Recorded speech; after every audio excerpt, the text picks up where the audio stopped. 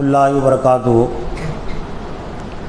اعوذ باللہ من الشیطان الرجیم، بسم اللہ الرحمن الرحیم۔ وَإِذْ قَالَ إِبْرَاهِيمُ لِأَبِيهِ آزَرَ أَتَتَّخِذُ أَصْنَامًا آلِهَةً إِنِّي أَرَاكَ وَقَوْمَكَ فِي ضَلَالٍ مُبِينٍ وَكَذَلِكَ نُرِي إِبْرَاهِيمَ ملكوت السماوات والأرض وليكون من الموقنين فلما جن عليه الليل رأى كوكبا قال هذا ربي فلما أفل قال لا أحب الآفلين فلما رأى القمر بازغا قال هذا ربي فلما أفل قال لئن لم يهدني ربي لأكونن من القوم الضالين فلما رأى الشمس بازغة قال هذا ربي هذا أكبر فلما أفلت قال يا قوم إني بريء مما تشركون إني وجهت وجهي للذي فطر السماوات والأرض حنيفا وما أنا من المشركين صدق اللہ العظیم۔ محترم اساتذہ اکرام اور عزیز طلبہ، ابھی آپ کے سامنے قرآن مجید کے سورہ انعام کی 5 آیات تلاوت کی گئی۔ آیت نمبر 74 سے لے کر آیت نمبر 79 تک۔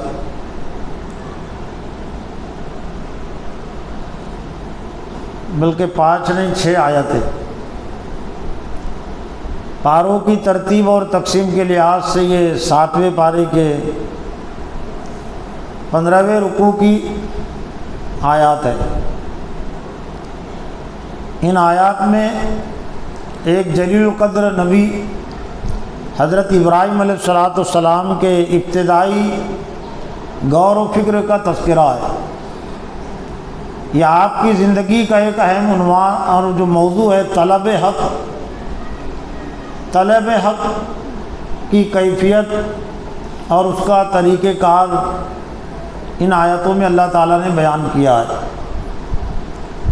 چونکہ یہ ذی القعدہ کا مہینہ چل رہا ہے اور اس کے بعد ذی الحج کا مہینہ ہے، اور ذی الحج کے مہینے میں خصوصیت کے ساتھ 2 عبادتیں 2 اعمال انجام دیے جاتے ہیں، اور دونوں بھی ایک طرح سے واجب ہے۔ ایک ہے عید الاضحیٰ اور ایک ہے حج۔ بلکہ اگر دیکھا جائے تو قربانی، حج اور قربانی یہ 2 اہم عمل ہیں، اور اسی کے ساتھ ایک اجتماع بھی اسلام کی طرف سے رکھا گیا ہے عید الاضحیٰ کے عنوان سے۔ تو وہ اجتماع بھی ایک طرح سے حضرت ابراہیم علیہ السلام کی سیرت سے جوڑنے کے لیے ہیں، قربانی کا عمل بھی اور حج کا عمل یہ بھی حضرت ابراہیم علیہ السلام کی سیرت سے علمی اور عملی طور سے امت مسلمہ کو جوڑنے کے لیے۔ تو تعلیم اور تربیت کا ایک اہم تقاضا یہ بھی ہے کہ ہم حالات کی مناسبت سے اپنی دینی اور ایمانی ذمہ داریوں کو سمجھیں۔ تو چونکہ یہ حج اور قربانی کے دن حضرت ابراہیم علیہ السلام کی سیرت کی یاد تازہ کرنے کے لیے، یاد باقی رکھنے کے لیے اللہ تعالیٰ نے ہمارے لیے دیے ہیں، تو اسی وقت ہم حضرت ابراہیم علیہ السلام کی سیرت سے کچھ فائدہ اٹھا سکیں گے، جبکہ ہم حضرت ابراہیم علیہ السلام کی زندگی کو جانیں گے بھی۔ ماننے سے پہلے جاننا ضروری ہے۔ آج جو سب سے بڑی کمی ہے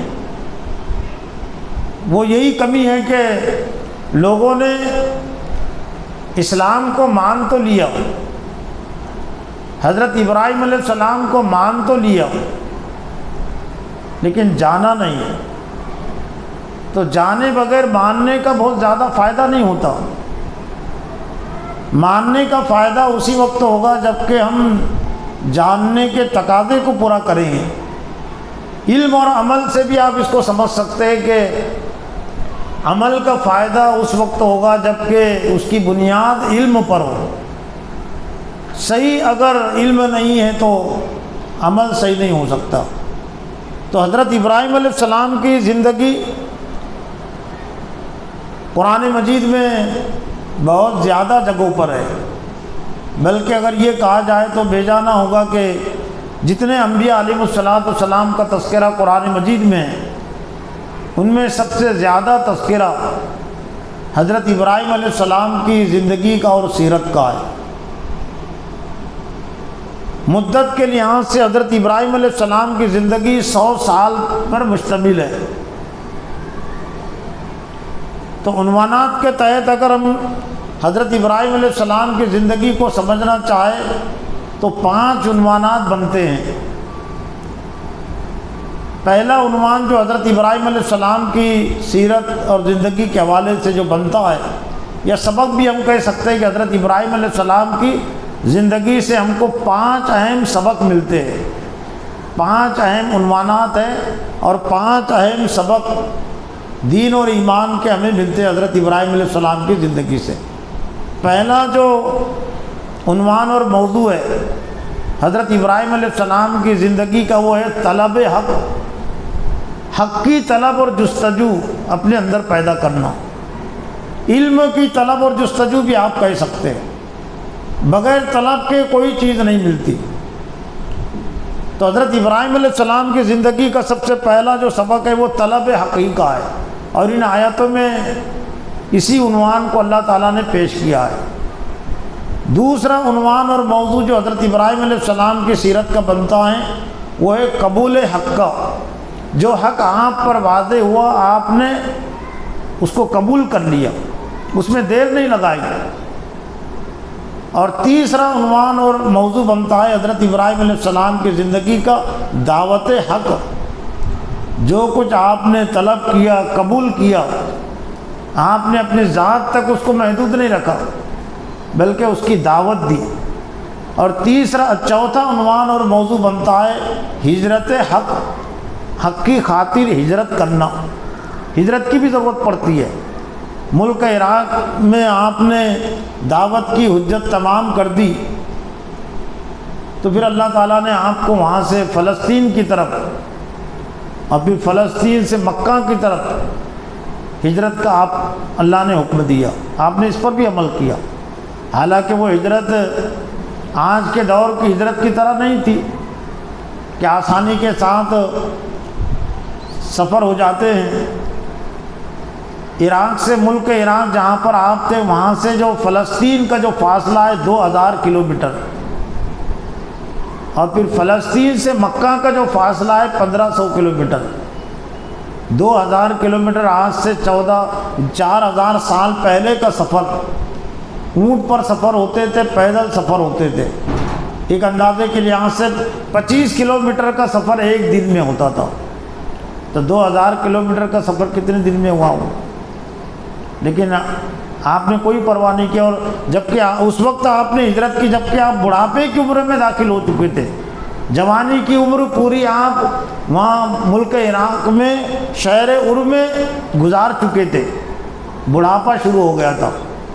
تو ہجرت حق، لیکن ہجرت حق کے بعد آپ کی زندگی کا ایک اہم عنوان اور موضوع بنتا ہے، وہ ہے محبت حق، اور اسی کی عملی شکل ہے حضرت اسماعیل علیہ السلام کی قربانی، ان کے گلے پر چھری چلانے کے لیے تیار ہو جانا۔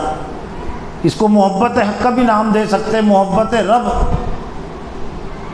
تو وسیع تر عنوان اور موضوع ہے۔ لیکن آج کے درس میں خلاصے درس کے طور پر میری اپنی تذکیر آپ کی تذکیر توجہ کے لیے چند منٹوں میں،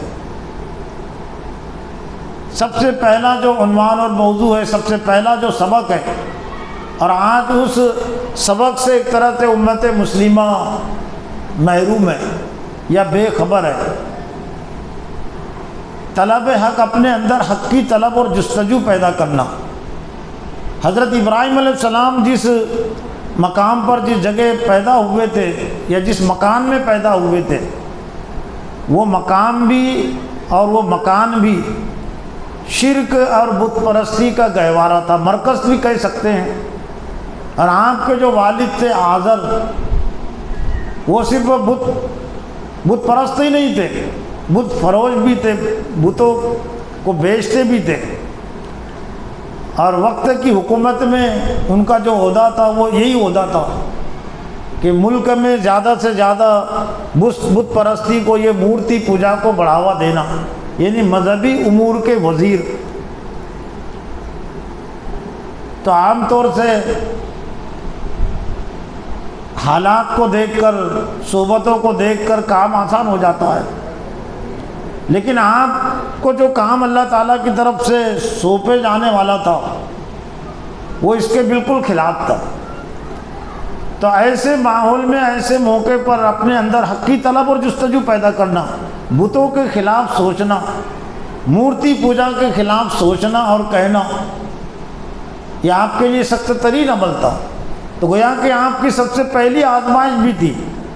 ویسے پوری زندگی حضرت ابراہیم علیہ السلام کی وہ آزمائشوں میں گزری ہے، اور قرآن مجید میں اللہ تعالیٰ نے حضرت ابراہیم علیہ السلام کے متعلق فرمایا کہ وَإِذِ ابْتَلَىٰ إِبْرَاهِيمَ رَبُّهُ بِكَلِمَاتٍ فَأَتَمَّهُنَّ قَالَ إِنِّي جَاعِلُكَ لِلنَّاسِ إِمَامًا قَالَ وَمِن ذُرِّيَّتِي قَالَ لَا يَنَالُ عَهْدِ الظَّالِمِينَ۔ اور حضرت ابراہیم علیہ السلام کو اس کے رب نے چند کلمات اور چند باتوں کے ذریعے سے آزمایا، امتحان لیا۔ جب وہ امتحان میں پورے اترے تو اللہ نے فرمایا کہ میں تمہیں لوگوں کا امام، پیشوا بنانے والا ہوں۔ تو حضرت ابراہیم علیہ السلام نے اپنی اولاد کے متعلق فرمایا کیا میری اولاد کو بھی یہ امامت اور سربراہی ملے گی، دنیا کی قیادت؟ تو اللہ نے اپنا اصول بیان کر دیا تھا، لا ینال عہد الظالمین، میرا عہد اور وعدہ نافرمانوں سے نہیں ہے، ظالموں سے نہیں ہے، شرک کرنے والوں میں سے کے لیے نہیں ہے میرا وعدہ۔ یعنی تمہاری اولاد بھی اگر ہوگی لیکن وہ شرک کرے گی تو اس کو یہ امامت اور قیادت کا عہدہ نہیں ملے گا۔ تو سب سے پہلی اور سب سے بڑی آزمائش حضرت ابراہیم علیہ السلام کی یہی تھی کہ پوری دنیا میں اس وقت شرک پھیلا ہوا تھا، جس ملک میں پیدا ہوا ملک بھی شرک سے بھرا ہوا تھا، جس باپ کی اولاد آپ بنے یا اولاد آپ بیٹا بنے تو وہ باپ بھی جو ہے تو شرک پرست تھا، بت پرست۔ تو ایسے ماحول میں حق کی طلب اور جستجو اپنے اندر پیدا کرنا اور بھی مشکل ہے، لیکن اللہ تعالیٰ نے حضرت ابراہیم علیہ السلام کے اسوے کے ذریعے سے بتلا دیا کہ اگر باپ بھی تمہارا مشرک ہے، خاندان تمہارا مشرک ہے،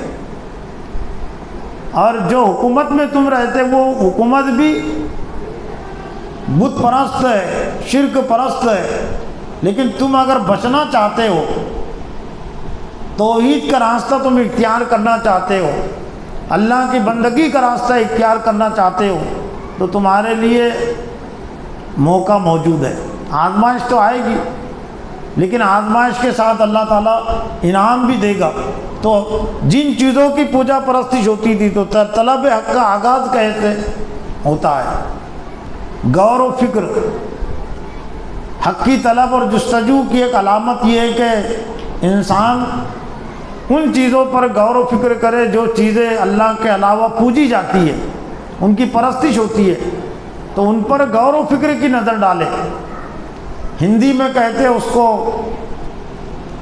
چرچا کا وشے اس کو بنائیں، غور و فکر کا مدعا، گفتگو کا عنوان اور موضوع، سوچنے کا عنوان اور موضوع۔ تو چونکہ ستاروں کی پوجا پرستی کرتے تھے لوگ، چاند کی پوجا پرستی، سورج کی پوجا پرستی، تو حضرت ابراہیم علیہ السلام نے سب سے پہلے انہی چیزوں پر نظر ڈالی کہ یہ ستارے رب ہونے کے لائق ہے یا نہیں، معبود ہونے کے لائق ہے، ان کی صفت، ان کے اندر یہ صفت ہے یا نہیں، چاند کے اندر یہ صفت ہے یا نہیں، سورج کے اندر یہ صفت ہے یا نہیں۔ یعنی اندھے معتقد آپ نہیں بنے کہ میرا باپ کیا کر رہا ہے، قوم کیا کر رہی ہے، خاندان کیا کر رہا ہے۔ باپ دادا کی اندھی تقلید ہر دور میں آسان رہی ہے، اور زیادہ تر انبیاء علیہ السلام کی مخالف اور نافرمان قوم نے اس کو دلیل کے طور پر پیش کیا۔ جب انبیاء علیہ السلام نے دعوت دی ان کو، تو مشترک جواب نقل قرآن مجید میں حضرت محمد صلی اللہ علیہ وسلم کے مخالف قوم کا بھی، نتبع ما وجدنا علیہ آباءنا، نتبع، ہم اطاعت اور پیروی کرنے والے ہیں اس طریقے کی، اس دین کی جس پر ہم نے ہمارے باپ داداؤں کو پایا ہے۔ تو حضرت ابراہیم علیہ السلام کے لیے آسان تھا یہ، لیکن حضرت ابراہیم علیہ السلام کے لیے سب سے مشکل ہو گیا۔ جو اور لوگوں کے لیے کام آسان ہوتا ہے، ابراہیم علیہ السلام کے لیے مشکل ترین کام ہو گیا کہ وہ آذر کے دین کی اتباع اور پیروی کرے، قوم کے دین کی اتباع اور پیروی کرے۔ مشکل ترین کام ہو گیا، اور اتنا مشکل ترین کام ہو گیا کہ باپ کی دشمنی اور مخالفت آسان ہو گئی مشکل کام کے لیے۔ حالانکہ آسان نہیں ہے نا، باپ کی دشمنی مخالفت مول لینا، قوم کی دشمنی مخالفت مول لینا، وقت کے اقتدار کی دشمنی مخالفت مول لینا مشکل کام ہے، لیکن آسان ہو گیا۔ ہاں، پوجا پرستی، چاند کی پوجا پرستی، ستاروں کی پوجا پرستی، سورج کی پوجا پرستی، یہ ابراہیم علیہ السلام کے لیے مشکل ہو گئی، لیکن باپ کی ناراضگی، قوم کی ناراضگی، وقت کے اقتدار کی ناراضگی، یہ آسان ہو گئی۔ کوئی پرواہ انہوں نے نہیں کی، اور کوئی مال بکا نہیں کر سکا، نمرود بھی، قوم بھی اور آذر بھی۔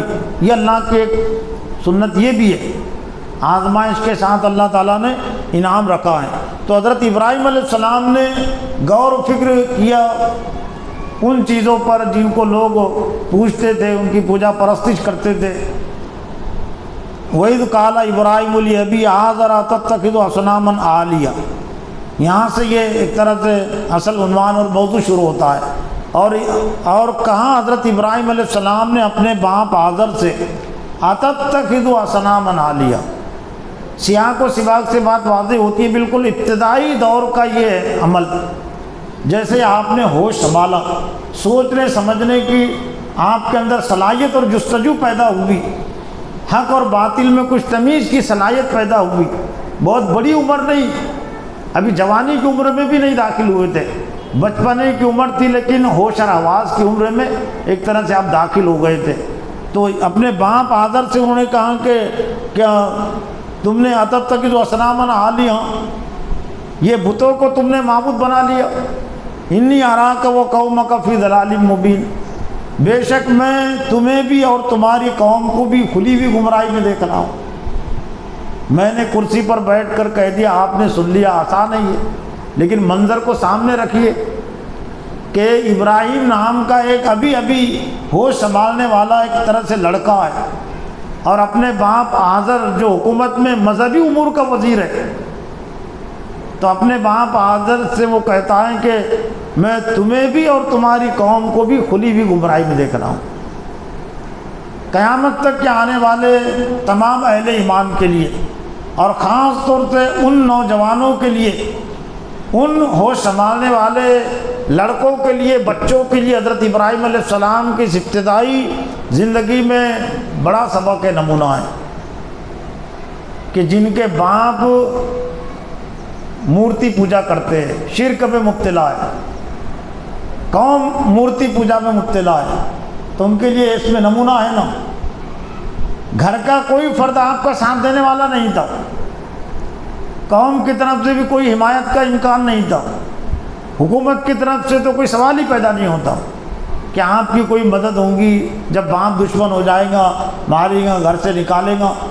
لیکن جب حق آپ پر واضح ہو گیا کہ یہ گمراہی کی چیز ہے تو آپ نے اس کو چھپایا نہیں، جیسا کہ آج حکمت کا نام لے کر، مصلیحت کا نام لے کر بہت سارے علماء بھی، جماعتیں بھی جو تو حق کو چھپا دیتے۔ نہیں، مصلیحت کا تقاضا تھا، حکمت کا تقاضا تھا۔ نہیں، حکمت فہم اور بصیرت کو کہتے، یہ حکمت حضرت ابراہیم علیہ السلام نے جس حکمت کو اختیار کیا وہ اصل حکمت یہ ہے کہ ان پر یہ بات واضح ہو گئی کہ یہ مورتیاں یہ معبود ہونے کے لائق نہیں، پوجنے کے لائق نہیں ہے۔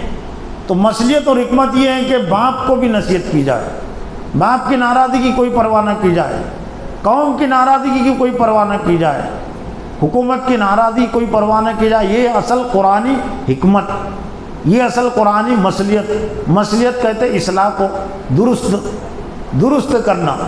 تو خود فساد کرتے ہیں، یعنی بزدلی کا ثبوت دیتے ہیں، حق کو چھپاتے ہیں اور اس کا نام جو ہے تو حکمت رکھ دیتے ہیں۔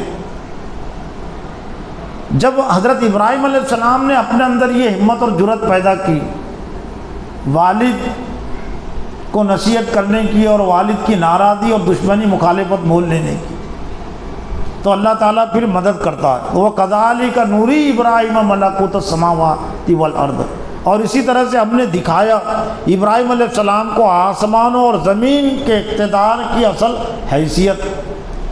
غور و فکر انہوں نے کیا تھا کہ دراصل یہ آسمان اور زمین کس کے اقتدار میں، کس کا اختیار ہے۔ آسمان، ظاہر بات ہے کہ آسمان پر جس کا اقتدار ہے، حکومت ہے، زمین پر جس کی حکومت ہے، اقتدار ہے، تو اسی کی حکومت انسانوں پر بھی ہو سکتی ہے۔ جو آسمان اور زمین کا مالک ہے تو وہی مالک ہو سکتا ہے انسانوں کا بھی، اور جب مالک وہی ہے تو انسانوں کو اسی کی عبادت اور بندگی کرنی چاہیے، کسی اور کی بندگی نہیں کرنی چاہیے۔ تو ہدایت کا جو پہلا زینہ ہے وہ ہے کائنات میں غور و فکر۔ قرآن مجید میں دوسرے مقام پر اللہ نے فرمایا تھا، اللہ تعالیٰ نے عقل مندوں کی جو پہچان بیان کی، وما یذکر الا اولو الالباب، ایک جگہ پر ہے کہ دراصل نصیحت صرف عقل مند ہی حاصل کرتے ہیں۔ پھر عقل مندوں کی پہچان، الذین یذکرون اللہ قیاما وقعودا وعلی جنوبہم ویتفکرون فی خلق السماوات والارض ربنا ما خلقت ھذا باطلا سبحانک فقنا عذاب النار۔ تین ہی حالتیں ہوتی نا انسان کی، یذکرون اللہ، اللہ کو یاد رکھتے، یاد کرتے ہیں، قیاما وقعودا وعلی جنوبہم، کھڑے ہوئے بھی، بیٹھے ہوئے بھی اور لیٹے ہوئے بھی۔ تین ہی حالت، کوئی چوتھی حالت تو نہیں ہوتی۔ یعنی گویا کہ ہر حالت میں اللہ کو یاد کرتے ہیں۔ اور اہم جو صفت ہے وہ یتفکرون، اور تفکر کرتے، غور و فکر کرتے، سوچتے، فی خلق السماوات والارض، آسمانوں اور زمین کی پیدائش میں، کہ آسمان کو کس نے پیدا کیا، زمین کو کس نے پیدا کیا، اور جس نتیجے پر پہنچتے وہ نتیجہ یہ ہوتا ہے کہ ربنا ما خلقت ھذا باطلا، اے ہمارے رب تو نے کوئی چیز عبث اور بیکار پیدا نہیں کی، سبحانک، تیری ذات پاک ہے، یعنی تمام عیوب سے، تمام کمزوریوں سے۔ اور جو لوگ شرک منسوب کرتے ہیں آپ اللہ کی طرف، ان سے اللہ پاک ہے۔ فقینا عذاب النار، لیکن اہم جو چیز ہے، ہم کو آگ سے بچا۔ یعنی آگ سے ڈرتے، جہنم سے ڈرتے ہیں، صرف جنت ہی کی طلب اور جستجو نہیں رکھتے۔ صرف جنت ہی کا اگر تصور ہے تو انسان بہت زیادہ دیر تک اور دنوں تک اللہ کی اطاعت اور بندگی نہیں کر سکتا۔ جہنم کا ڈر ضروری ہے، آگ کا ڈر ضروری ہے کہ اگر میں نے اطاعت اور فرما برداری نہیں کی، میں نے گناہ کا کام کیا تو آگ میں ڈالا جاؤں گا۔ تو ہم کو آگ سے بچا، تو آگ سے بچنے کی فکر انبیاء کو جنت میں داخلے سے پہلے ہوتی ہے۔ آگ جو کمی واقع ہو گئی لوگوں میں وہ یہ کہ زیادہ زیادہ جنت کی طلب اور جستجو ہے۔ ادخلنا والجنة مع الابرار، ہم کو جنت میں داخل کرنے کے لوگوں کے ساتھ، لیکن یہ دوسرے نمبر کی چیز ہے۔ پہلے آگ سے بچنے کی فکر میں، ٹینشن میں اللہ نے ہم کو مبتلا کیا ہے۔ فَمَنْ زُحْزِحَ عَنِ النَّارِ وَأُدْخِلَ الْجَنَّةَ فَقَدْ، یہاں پر بھی وہی ترتیب ہے۔ فَمَنْ زُحْزِحَ عَنِ النَّارِ، جو آگ سے بچا لیا گیا اور جنت میں داخل کیا گیا، فقد فاز، پس وہی شخص کامیاب ہوا۔ تو پہلے ہم کو جہنم اور آگ کا زیادہ احساس بھی ہونا چاہیے، استحضار ہمارے ذہن اور دماغوں میں یہ سزا کا استحضار زیادہ رہنا چاہیے۔ تو جنت پھر آگے کی چیز ہے، اللہ تعالیٰ جنت جو جہنم سے بچ گیا تو پھر اور کوئی تیسرا ٹھکانہ نہیں ہے، وہ ایک ہی ٹھکانہ ہے جنت، اللہ تعالیٰ جنت دے گا۔ تو اللہ تعالیٰ نے فرمایا کہ ہم نے آسمان و زمین کے اقتدار کی اصل حیثیت واضح کی، اور پھر وہ غور و فکر، چونکہ خلاصہ، چونکہ درس تو نہیں دیا جا سکتا، خلاصہ درس، تو ستاروں پر حضرت ابراہیم علیہ السلام نے پہلے نظر ڈالی کہ ستارے رب ہو سکتے یا نہیں۔ فلما جن علیہ اللیل رأى کوكبا قال ھذا ربی، جب رات طاری ہوئی اور ستاروں پر، یہ صرف آنکھوں سے دیکھنے کی بات نہیں ہے، جیسا کہ کچھ لوگوں نے وہی مفہوم لے لیا کہ آنکھوں سے دیکھتے تو پہلے سے دیکھ رہے تھے، آنکھوں سے تو ہر ایک انسان دیکھتا ہے۔ یہ راہ کا جو لفظ ہے قرآن مجید میں آرائیتا کا، یہ غور و فکر کے لیے آیا ہے، جیسے الم تر کیف فعل ربک باصحاب الفیل، کیا آپ نے دیکھا نہیں کہ اللہ نے ہاتھی والوں کے ساتھ کیا سلوک کیا، کیا معاملہ کیا؟ حالانکہ اللہ کے رسول نے کہاں دیکھا تھا، اللہ کے رسول پیدا بھی کہاں ہوئے تھے؟ اللہ کے رسول کی پیدائش سے 50 دن پہلے کا یہ واقعہ ہے، ابرا کے لشکر کشی کا واقعہ اور اس کی ہلاکت کا واقعہ حضور صلی اللہ علیہ وسلم کی پیدائش سے 50 روز پہلے کا ہے، لیکن چونکہ لوگوں میں وہ چرچا تھا اس کا، تو آپ نے یاد دلا اللہ نے کہ آپ نے غور نہیں کیا کہ اللہ نے ہاتھی والوں کے ساتھ کیا معاملہ کیا؟ تو اسی غور و فکر انہوں نے ستاروں پر غور کیا، اور غور کے نتیجے بات آئی کہ ستارے غروب بھی ہوتے، طلوع ہوتے ہیں، تو کہا کہ میں غروب ہونے والوں کو بحیثیت رب کے پسند نہیں کرتا۔ چاند پر نظر ڈالی، چاند بھی طلوع ہوتا ہے، غروب ہوتا ہے، تو لا احب العافلین، میں غروب ہونے والوں کو بحیثیت رب کے پسند نہیں کرتا۔